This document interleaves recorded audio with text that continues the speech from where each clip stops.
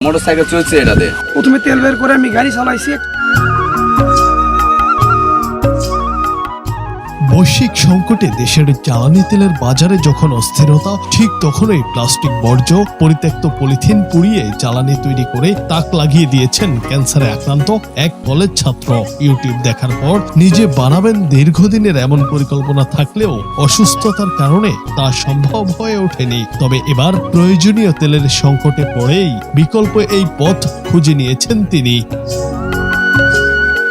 নওগাঁর মহাদেবপুর উপজেলার খাজুর ইউনিয়নের হরিরামপুর নগর গ্রামের বাবুল হোসেনের ছেলে কলেজ ছাত্র মিনহাজুল ইসলাম আশিক সম্প্রতি জ্বালানি তেলের তীব্র সংকট ও মূল্য বৃদ্ধিতে অতিষ্ঠ হয়ে তিনি জেদ ধরে এই কাজে পুরোদমে নেমে পড়েন। গত এক মাসের নিরলস প্রচেষ্টায় তিনি সফলতার মুখ দেখেন। আশিক টোন ক্যান্সারে আক্রান্ত। তার বাড়ির সামনে এখন পরিত্যক্ত পলিথিনের স্তূপ। এগুলোই এখন তার কারখানার মূল কাঁচামাল। একটি লোহার ড্রামে পরিত্যক্ত পলিথিন ভরে তাতে উচ্চ তাপ দেয়া হয়। তাপের ফলে পলিথিন গলে বাষ্পে পরিণত হয়। প্লাস্টিকের নলের সাহায্যে সেই বাষ্পকে শীতল করে জ্বালানি সংগ্রহ করা হয়। তার তৈরি এই তেল শুধু গবেষণার মধ্যেই সীমাবদ্ধ নেই। স্থানীয় কৃষকরা তার কাছ থেকে তেল নিয়ে জমিতে সেচ কাজ চালাচ্ছেন। মোটরসাইকেল চালকরাও এই জ্বালানি ব্যবহার করে সুফল পাচ্ছেন। আশিকের এই উদ্ভাবনে এলাকায় চাঞ্চল্যের সৃষ্টি হয়েছে। প্রতিদিন উৎসুক মানুষ ভিড় করছেন তার বাড়িতে। পরিত্যক্ত পলি দিয়ে তেল উৎপাদন করে। আমরা ফেসবুক ইউটিউব এগুলা অনেক দেখছি, কিন্তু বাস্তবে দেখি নাই। বর্তমানে এখানে দেখে আমরা খুব খুশি এবং খুবই উদযাপন উপভোগ করতেছি। ছোট্ট ছেলে যে উদ্যোগটা নিচে অল্প বয়সে, উদ্যোগটা অত্যন্ত ভালো এবং ভবিষ্যতে যদি সরকার থেকে কোনো সহযোগিতা পায় তাহলে ভবিষ্যতের সে অনেক উন্নতমান করতে পারবে এবং আমাদের বেকার সমস্যা কিছু সমাধান করবে। বাজারে যে তেলের সংকট, এই তেলের সংকট ভবিষ্যতে সেখান থেকে ঘাটতি পূরণ করতে পারবে। আমার লাঠি বছর থেকে আগে আমার দেরি লাগে, দাদা তেল তৈরি করতে হবে। করতে করতে করতে বুঝছেন এই তেলে যে এবারে কাইছে, সেটা একদিন দাম কিনে নিয়ে এলো। নিয়ে আসার পর সে আমার করছে, দাদা আজকে কাগজ দেওয়া হবে না। আমাদের কেন চোখে টোকে খুঁড়ে ঠিক করবি। এই চোখে টোকে খুঁড়ে পলিথিন খুঁড়ে টুয়ে নিয়ে এসে পলিথিন ধুয়ে তেল জাল দিয়ে তেল 12 কেজি 3 2 12 পর ওই তেল আমি কোথেকে এই তেল কী করবো, কাপ তুলে চেষ্টা করবো। কোথাও আব্বার মোটরসাইকেল তুলে এটিতে স্টার্ট দিয়ে চলে গেল কুঞ্জপুর ঘুরে মোটরসাইকেল দিবে আটকে গেছে। তেল গড় লজনটা বাড়াচ্ছে না।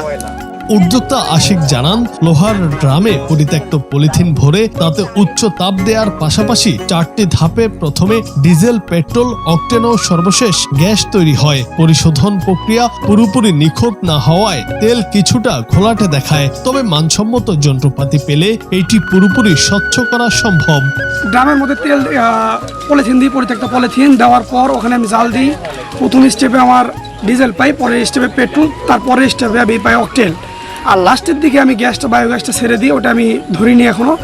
পর্যাপ্তভাবে যদি সব কিছু আমি রেডি করতে পারি তাহলে আমি গ্যাসটাও ধরার চেষ্টা করব। তিনি আরো বলেন, সরকারি সহযোগিতা ও প্রয়োজনীয় প্রশিক্ষণ পেলে আমি মানসম্মত জ্বালানি উৎপাদন করে দেশের অর্থনীতিতে অবদান রাখতে পারবো। দীর্ঘ 2-2.5 বছর আগে এটা ট্রাই করছিলাম পরিত্যক্ত পলিথিন থেকে তেল বানানোর জন্য। পরে আমি অসুস্থ হওয়ার কারণে বাদ ছিল। এখন অসুস্থ থেকে সুস্থ হওয়ার পর বাসায় এসে দেখেছি যে আমাদের তেল সংকট বাংলাদেশে। তো আমি পরিত্যক্ত পলিথিন থেকে আবারও পুনরায় তেল তৈরি করার উদ্যোগটা নিলাম। নেওয়ার পর আস্তে আস্তে ট্রাই করতে করতে সফলতা পাইছি। প্রথমে তেল বের করে আমি গাড়ি চালাইছি। একটু সমস্যা হচ্ছে, এই তেলটা আমি রিপেয়ারিং করতে পারলে আরও উন্নতভাবে তেলটা পরিবেশন করতে পারবো, আমিও চালাতে পারবো, আরও 10 জনের সহযোগিতা করতে পারবো। তো বাংলাদেশ সরকারের কাছে আমার একটাই দাবি, যদি আমাকে হেল্প করে বা সহযোগিতা করে তাহলে আমি উন্নত কিছু করতে পারবো। বাংলাদেশ জীববৈচিত্র্য সংরক্ষণ ফেডারেশন নওগাঁ জেলা কমিটির সভাপতি এম শাখাওয়াত হোসেন জানান, আশিকের এই উদ্যোগ সত্যি প্রশংসনীয়। পরিবেশের জন্য ক্ষতিকর পলিথিনকে সম্পদে রূপান্তর করার এই প্রযুক্তি যদি সরকারিভাবে পৃষ্ঠপোষকতা পায় তবে জ্বালানি খাতে এটি বিপ্লব ঘটাতে পারে। আশিক এই এলাকায় পরিত্যক্ত পলিথিনগুলো যত্রতত্র পড়ে থাকে, সেটা কুড়িয়ে এনে তিনি যে তেল তৈরির যে উদ্যোগ নিয়েছে, এটি অত্যন্ত ভালো উদ্যোগ। আজকে আমাদের দেশে যে তেলের যে হালকা সংকট রয়েছে, তা দূরীভূত করার জন্য এটি গুরুত্বপূর্ণ ভূমিকা রাখবে বলে আমি মনে করি। যদিও পরিশোধিত পূর্ণাঙ্গ নয়, এই পরিশোধন প্রক্রিয়া অত্যন্ত ব্যয়বহুল। যদি রাষ্ট্রীয়ভাবে সে সহযোগিতা পায় তাহলে হয়তো আগামীতে এই পরিশোধন ব্যবস্থা পূর্ণাঙ্গভাবে করতে পারলে, রাষ্ট্রীয় পৃষ্ঠপোষকতা পেলে পূর্ণাঙ্গভাবে সে যদি এটা তৈরি করতে পারে তাহলে দেশের জন্য গুরুত্বপূর্ণ ভূমিকা রাখবে বলে আমি মনে করি। সংশ্লিষ্টদের মতে প্লাস্টিক দূষণ রোধ এবং বিকল্প জ্বালানি হিসেবে আশিকের তৈরি এই তেল দেশের বড় চাহিদা মেটাতে পারবে। সঠিক কারিগরি সহায়তা পেলে এটি বাণিজ্যিক স্তরেও সফল হবে বলে আশা করছেন তারা।